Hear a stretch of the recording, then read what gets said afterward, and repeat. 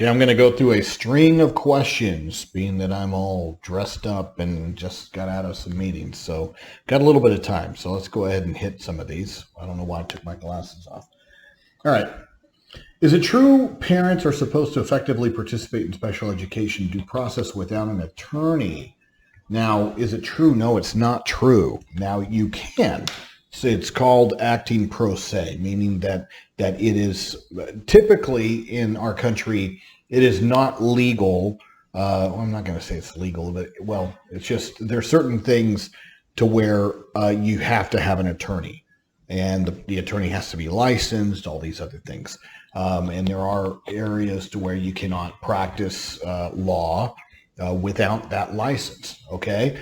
Now, unless the government says otherwise. And this is one of those areas to where under Section 504 and under IDEA, the parent is allowed and permitted to act as their own attorney on behalf of their child, which means that they can file a due process complaint. And the threshold or the standard for the parent doing that is a lower standard than, let's say, would be on me as an attorney, to where I have to follow very established parameters on being able to draft a complaint that properly lays out the issues and the timeline, and then properly identifies the issues and then the desired relief or the solutions. And it's sort of got to be laid out in a format. For special education complaints, the threshold is a minimal threshold with regards to the requirement on parents to initiate or trigger a due process complaint.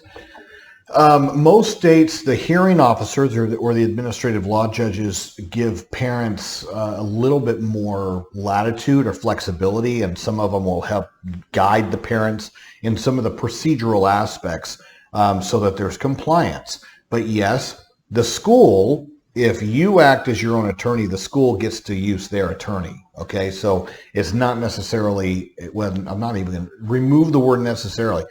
It is not a fair fight. Okay, board attorneys have been trained in the procedure. They've been trained in how to argue and what to focus on.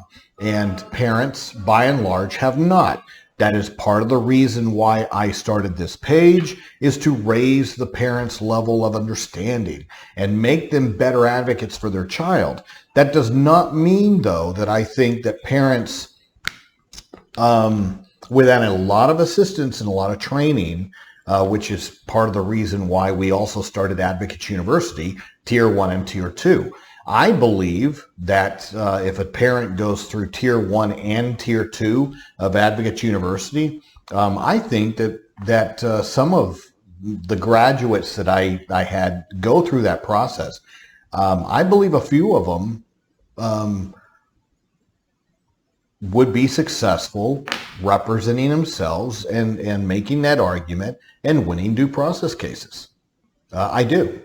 But that's because I think that they understood through the process of instruction and training to separate what would be considered procedural violations and focusing not on the emotion of what you're doing, which is very hard for parents. Guys, I'm a parent myself, an IAP team member, and I totally understand.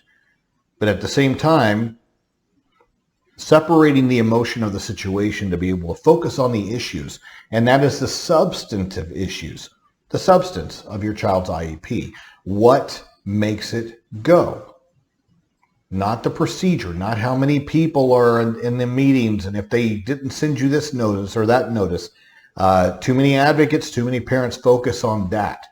Not saying it's not important, but what I'm saying is that very rarely do procedural violations turn into substance violations to where the child is harmed. And harming the child means that they were not provided a free, appropriate public education.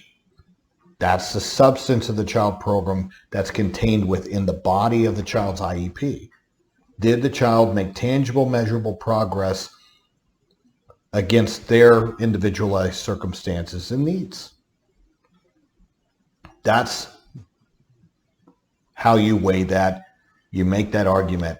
You got to present evidence. You got to know how to ask questions and focus those questions, and that requires some training. Parents have done it, but I can tell you the win-loss record for parents acting as their own attorney is not good. In fact, it's incredibly low as far as a win rate. Have I seen it done? Yes, I've seen it done. And like I said, if they receive the right training, I think that you'd see more parents be confident to be able to do that. Do I recommend getting an attorney? Yes. The unfortunate thing I say about that is that though my firm operates differently with regards to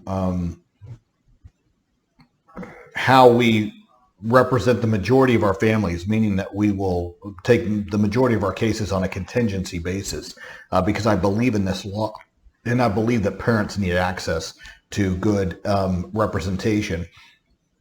Most states don't do that. Most of the states that have special education attorneys require hefty retainers in order to move forward with due process, which of course I don't agree with. I mean, I just don't see many parents having $20,000 laying around to sit there and say, hey, I need to go to due process. Not saying you can't get that back.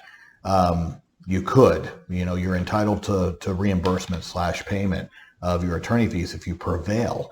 But at the same time, I've also seen attorneys that get retainers not fight that hard to win or get your money back. Okay. Why? Well, we're not dealing with death penalties cases. These are about services. That's not how I look at it, and that's not the perspective of my firm. So, but like I said, I can only deal with me. I can only deal with how my attorneys focus on things and how I train them. But that's also the impetus behind why I started Ask a Special Education Attorney. So hopefully that helped.